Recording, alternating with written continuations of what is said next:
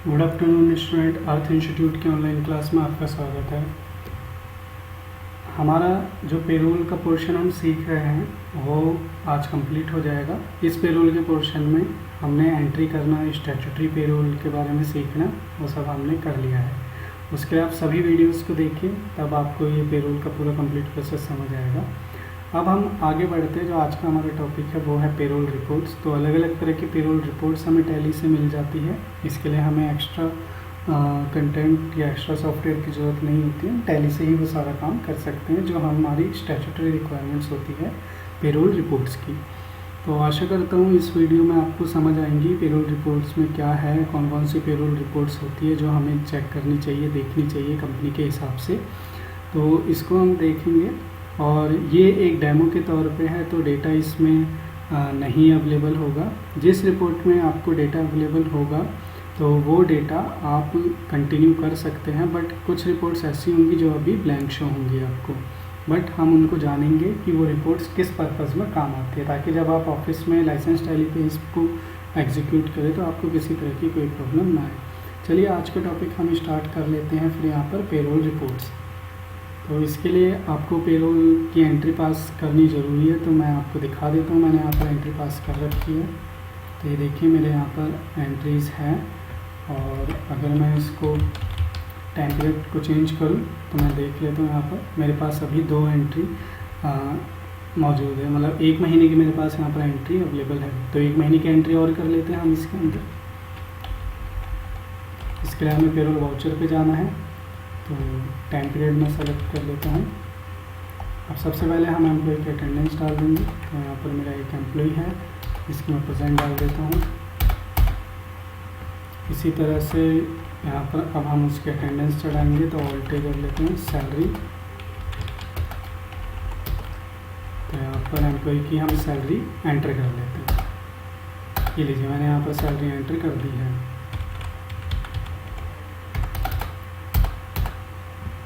और अब हम उसकी जो पीएफ और ईएसआई कंट्रीब्यूशन है वो हम डिटेल यहाँ पे डाल देते हैं। तो एनपीएस कंट्रीब्यूशन डालते हैं सबसे पहले।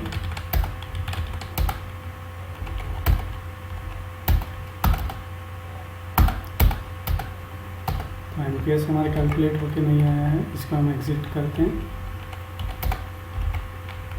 इसको हम पीएफ कंट्रीब्यूशन सेलेक्ट करते हैं, और यहाँ पर हम एम्प्लॉय सेलेक्ट कर लेते हैं अपना। ये देखिए हमारा पीएफ कंट्रीब्यूशन जो है वो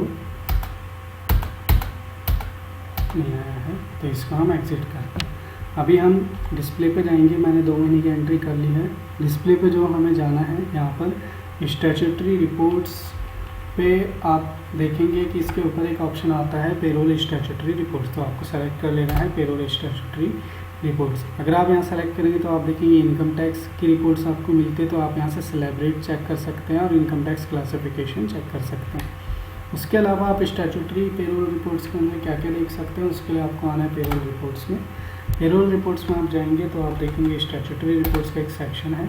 ये जो रिपोर्ट्स है ये एग्जैक्टली पेरोल की स्टैट्यूटरी रिपोर्ट्स है। तो सबसे पहले यहाँ पर एक समरी है।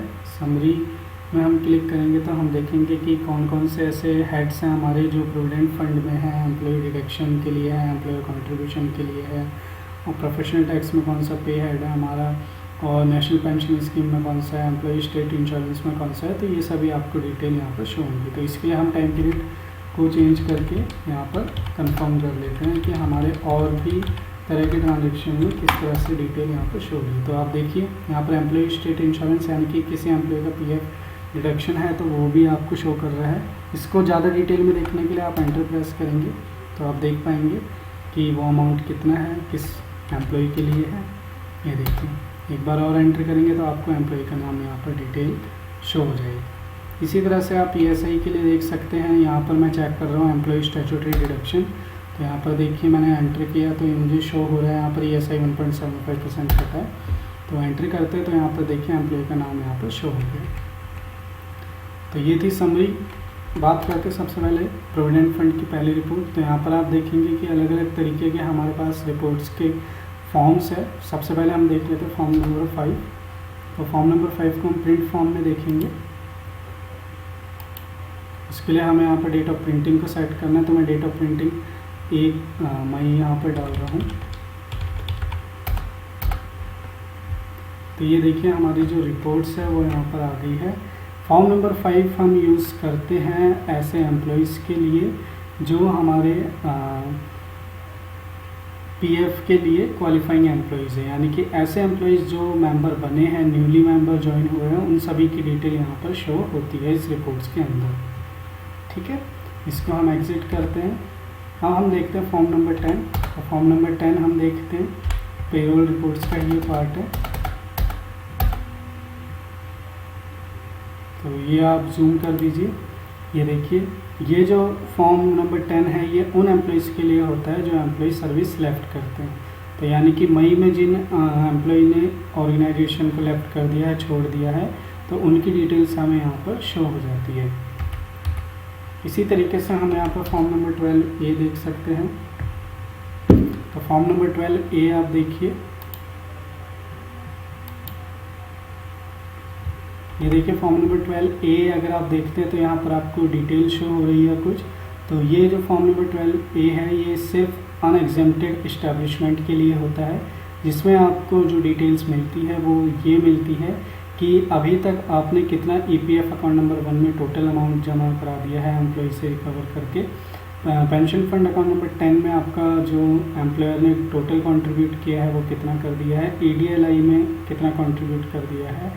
और अगर आप देखेंगे कि लिमिट यहाँ पर, तो लिमिट यहाँ पर मेंशन हो रही है 15,000 रुपये, यानी कि आपको यहाँ पर डिटेल शो होती है अमाउंट ऑफ कंट्रीब्यूशन रेमिटेड की, एक्स्ट्रा एडमिनिस्ट्रेटिव चार्जेस की जो PF में मेंटेन होते हैं उनकी, और डेट ऑफ रेमिटेंस, यानी कि आपने फाइनली इनको सबमिट कब कराया है, डेट ऑफ क्लोजर क्या है। तो ये डिटेल आपको यहाँ पर सभी शो होती है। ठीक है, नीचे आप देखेंगे तो सब्सक्राइबर की टोटल डिटेल्स यहाँ पर शो हो रही है आपको कि टोटल नंबर ऑफ़ एम्प्लॉयज़ आपके कितने हैं, कॉन्ट्रैक्टेड कितने एम्प्लॉयज़ है, रेस्ट पर कितने एम्प्लॉयज़ है, PF सब्सक्राइबर कितने हैं आपके।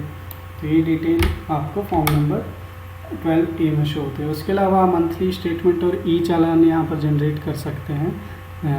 इसको जनरेट करने के लिए आपको अपने टैली का लाइसेंस एक्टिवेट करा के काम करना है, तब आप इसको जनरेट कर सकते हैं। इसके अलावा यहाँ पर एनुअल रिटर्न्स होती है, तो फॉर्म नंबर 3A और 6A में आपको मिलेंगी। इसके अलावा आप यहाँ पर से PF की ई रिटर्न भी फाइल कर सकते हैं। इसको हम एग्जिट करते हैं। यहाँ पर हम ESI रिपोर्ट देखेंगे, तो ESI रिपोर्ट में आप देखिए फॉर्म नंबर 3 आपको शो हो रहा है। इसको हम देखते हैं, एंटर करते हैं।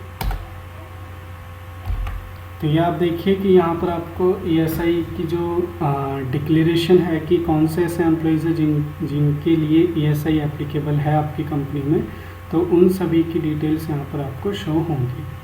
ठीक है, सो ये जो डिटेल्स है ये उन एम्प्लॉयज़ के लिए शो होती है जो यहाँ पर न्यूली ज्वाइन हुए हैं। इसके अलावा आप यहाँ पर मंथली स्टेटमेंट, ई रिटर्न और हाफ ईयरली रिटर्न देख सकते हैं। प्रोफेशनल टैक्स के लिए आप यहाँ पर कंप्यूटेशन रिपोर्ट देख सकते हैं। तो कंप्यूटेशन रिपोर्ट हमारे यहाँ पर हम चेक कर लेते हैं। देखिए कंप्यूटेशन रिपोर्ट यहाँ पर हमारी जो हमने स्लैब रेट बनाई थी उसके हिसाब से कंप्यूटेशन रिपोर्ट आ रही है।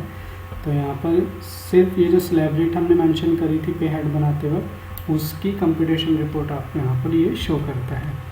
इसके अलावा हम यहाँ पर स्टेटमेंट देखना चाहे तो स्टेटमेंट देख सकते हैं। तो ये देखिए मैं स्टेटमेंट ओपन कर रहा हूँ। तो यहाँ पर हमारे पास एक एम्प्लॉय है जिसका प्रोफेशनल टैक्स डिडक्ट हुआ है। तो कंप्लीट जितने भी एम्प्लॉयज़ हैं जिनका प्रोफेशनल टैक्स डिडक्ट हुआ है उनके लिए ये रिपोर्ट बनाई जाती है, जिसको हम प्रोफेशनल टैक्स के अंदर मंथली स्टेटमेंट बोलते हैं। इसी तरह से यहाँ पर नेशनल पेंशन स्कीम की रिपोर्ट है कि कौन कौन से सब्सक्राइबर है आपके, NPS समरी क्या जनरेट हो रही है। तो सब्सक्राइबर कंट्रीब्यूशन डिटेल को हम सबसे पहले चेक कर लेते हैं यहाँ पर। तो मैं यहाँ पर इसको चेक कर रहा हूँ मोहन प्रकाश के लिए। यहाँ पर हम सेलेक्ट कर लेते हैं मोहन प्रकाश।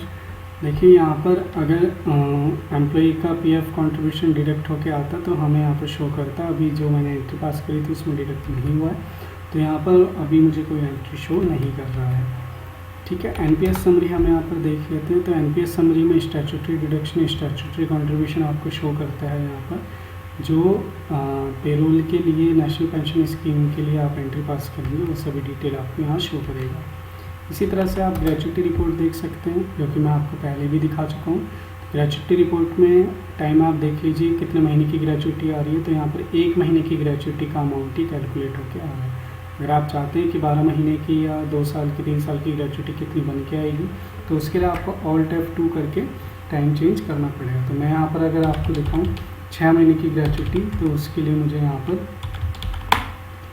इस तरह से डेट चेंज करनी है। तो ये देखिए 6 महीने की ग्रेचुटी का अमाउंट कैलकुलेट होके आ गया है मेरे यहाँ पर 1 अप्रैल से लेकर 30 सितंबर यानी कि अक्टूबर तक का यहाँ पर 6 महीने की ग्रेचुटी कैलकुलेट होके दिखा रहा है।